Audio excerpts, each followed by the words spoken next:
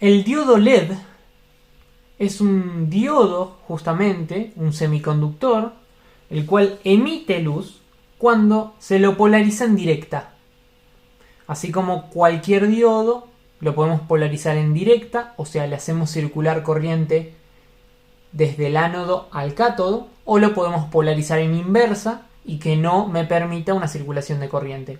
Bueno, en particular los LEDs, que vienen de la sigla Light Emitter Diode, o sea, diodo emisor de luz, emite luz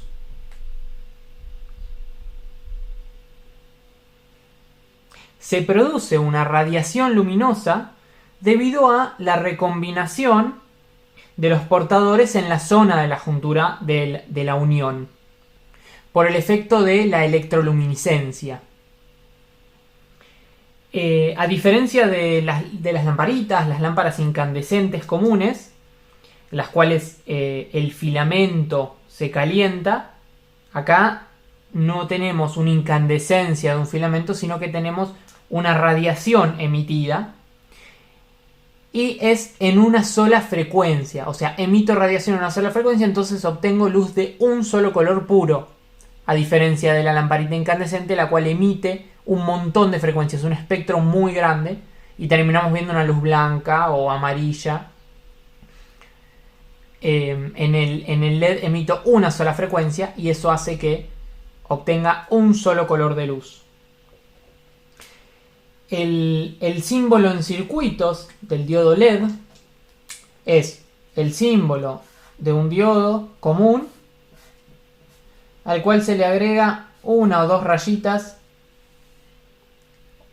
flechita, indicándonos que emite luz. Entonces es un diodo que emite luz.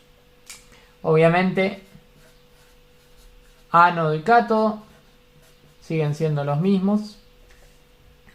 Y los vamos a encontrar en infinidad de formatos, ya sean through hole, o sea con patitas, o montaje superficial para soldar sobre el PCB, o montaje directamente sobre panel, sobre alguna estructura. Hoy en día son muy usados los LED para cualquier cosa, para iluminación principalmente, pero nacieron siendo dispositivos de poca potencia y se usaban para indicadores luminosos principalmente.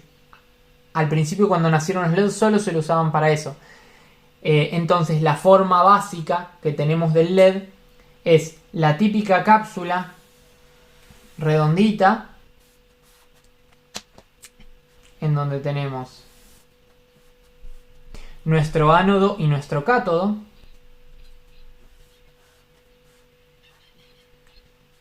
El ánodo suele ser más largo.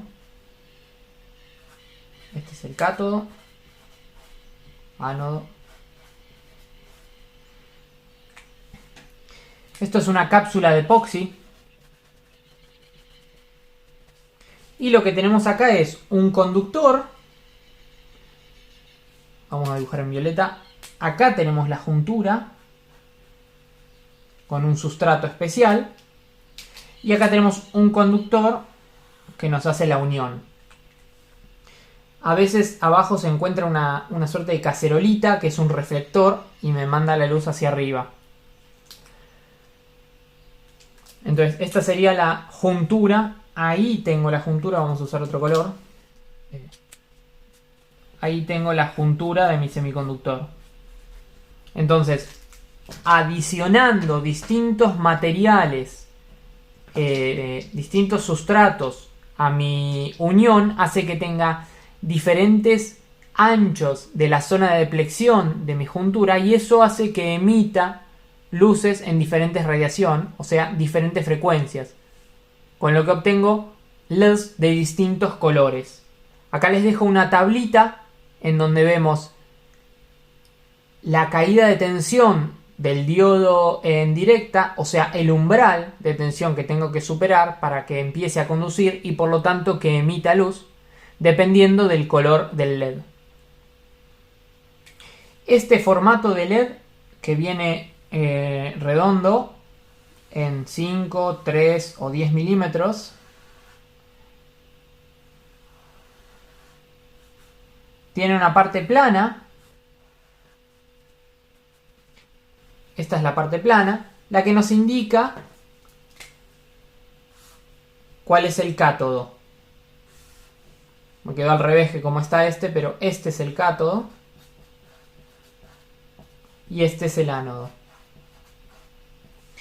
Este es el encapsulado típico del LED. Viene en 3 milímetros, en 5, en 10 y creo que en otros tamaños también ya hoy en día.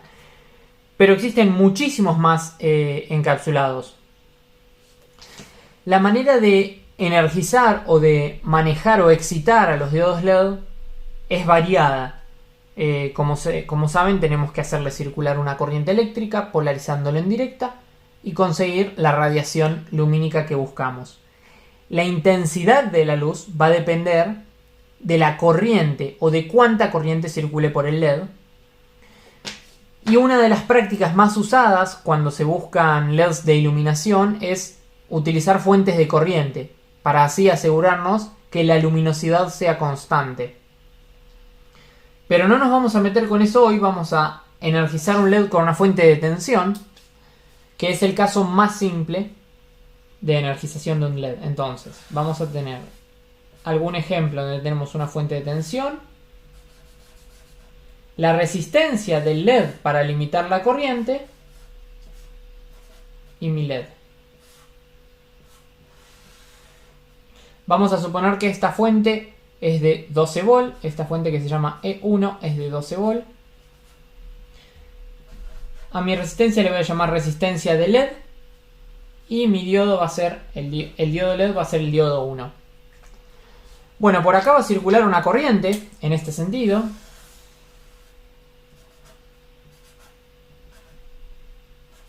Que le vamos a llamar IL, corriente de LED. Y como dijimos, la luminosidad del LED va a depender de la corriente, cuánta corriente circule por él. Bueno, en los LEDs más comunes, estos LED que estamos viendo acá, LEDs